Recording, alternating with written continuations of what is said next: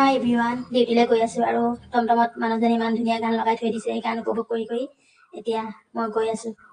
এইফালে আহি পাই গ'লোঁ ডিউটিত আৰু ডিউটি কৰি থকাৰ সময়তে চকুত পৰিল বতৰৰ ফালে। আকাশখন ডাৱৰীয়া, ঠাণ্ডা বতাহজাক লাহে লাহে বৈ আছে। দূৰৰ পাহাৰবোৰ সেউজীয়াৰে ঢাক খাই আছে, যেন প্ৰকৃতিয়ে আজি নিজে অলপ বেছি ধুনীয়া হৈ উঠিছে।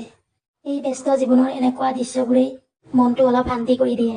কামৰ মাজতো এনেকুৱা কিছুমান মুহূৰ্ত আহে, সকলো চিন্তা পাহৰি মাথো চাই থাকিবই মন যায়। পাহাৰৰ কাষে কাষে উৰি ফুৰা ডাৱৰবোৰ, গছৰ পাতত লাগি থকা বতাহ, সকলো মিলি এক ভাল লগা অনুভৱ। আৰু এতিয়া ডিউটি শেষ কৰি আহি গ'লোঁ নগাঁও। বতৰটো বেয়া আজি দিনটোৱে। এইফালে সন্ধিয়াই হৈ গ'ল, মই গৈ আছোঁ ঘৰলৈ। আজি ৰাতিপুৱা পৰা আৰু এতিয়া সন্ধিয়া 7টা বাজিলে। মই দিনটো আজি বাহিৰত আৰু এইমাত্ৰ ঘৰ আহি পালোঁ।